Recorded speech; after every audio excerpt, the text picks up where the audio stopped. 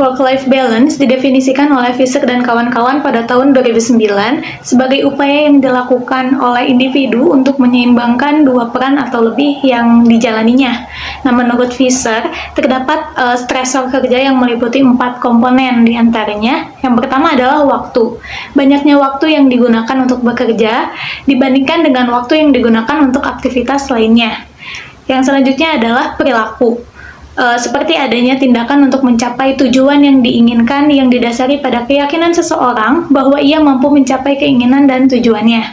Dan yang ketiga ada ketegangan, seperti kecemasan, tekanan, kehilangan aktivitas penting pribadi, dan sulit mempertahankan atensi atau sulit fokus. Dan yang terakhir ada energi, seperti yang digunakan untuk mencapai sesuatu hal yang diharapkan. Energi merupakan sumber yang terbatas di dalam diri manusia, dan apabila kekurangan energi, maka dapat meningkatkan stres.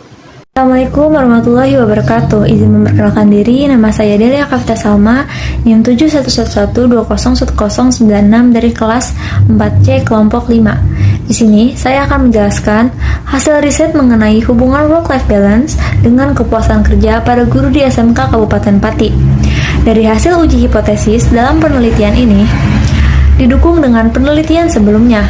Hal ini didukung juga dengan penelitian dari Alianto tahun 2008, yaitu mengenai kepuasan kerja tidak dipengaruhi oleh work-life balance. Dalam penelitian sebelumnya menunjukkan bahwa kepuasan kerja tidak dipengaruhi oleh work-life balance. Tingkat WLB yang tinggi tidak dapat meningkatkan kepuasan kerja. Begitu juga dengan sebaliknya.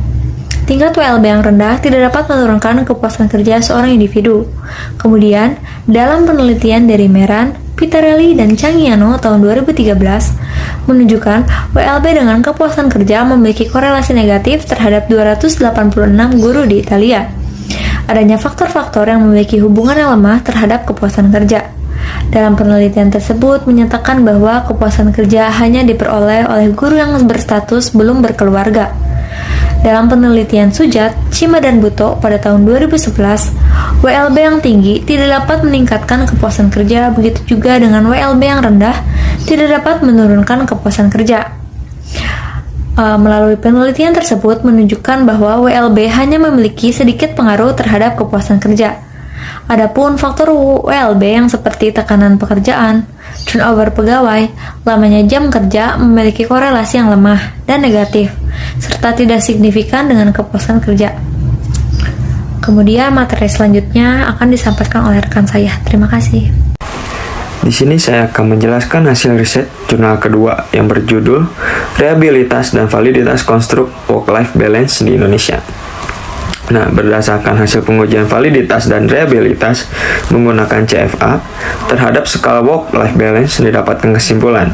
Yang pertama, berdasarkan hasil uji validitas, item-item pertanyaan untuk variabel work-life balance memiliki nilai SLF lebih dari 0,5, sehingga seluruh item pertanyaan dapat dikatakan valid.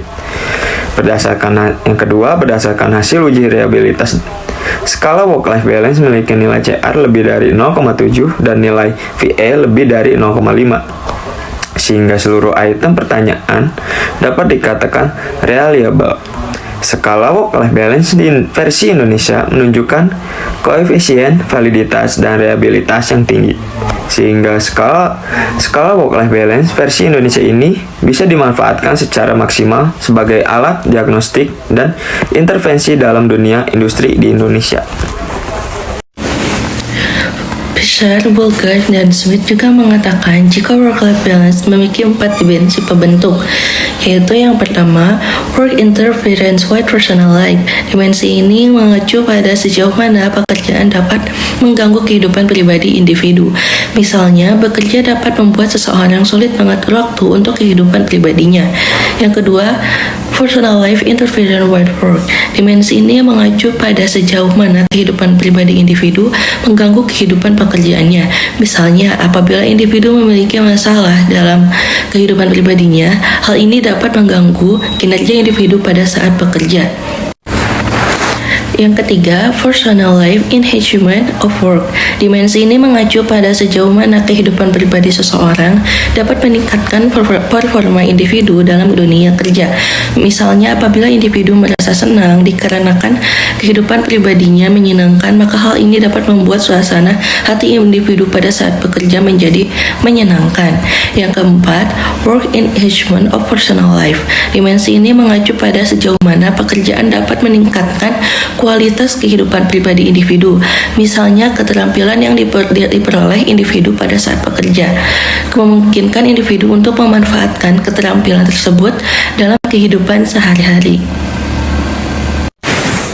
Instrumen yang akan divalidasi pada sampel penelitian ini mengukur work-life balance yang diciptakan oleh Fisher menggunakan 3 dimensi, yaitu dimensi pekerjaan yang mengganggu kehidupan pribadi, dimensi kehidupan pribadi yang mengganggu pekerjaan, ataupun kehidupan pribadi dan pekerjaan sama-sama memberikan nilai tambah pada kehidupan seseorang. Tips and trick work-life balance dalam kehidupan sehari-hari untuk kehidupan yang lebih baik. Yang pertama, atur jam tidur yang cukup. Yang kedua, pilih prioritas yang akan dikerjakan. Dan yang ketiga, buat target atau to-do list kecil dalam kehidupan sehari-hari. Nama saya Ufaiza Suherman, NIM 116. Yang keempat, bersosialisasi dan berdiskusi dengan teman. Yang kelima, berani menjadi diri sendiri namun tetap menghormati orang lain. Sekian presentasi dari kelompok kami, mohon maaf jika ada kesalahan. Wassalamualaikum warahmatullahi wabarakatuh.